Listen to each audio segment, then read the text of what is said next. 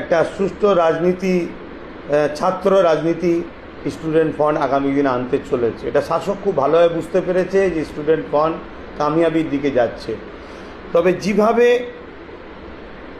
Student ফান্ডকে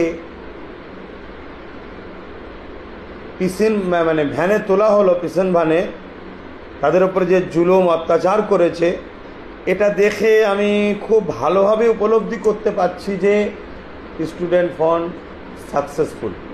তাদেরকে শাসক ভয় খেতে শুরু করেছে।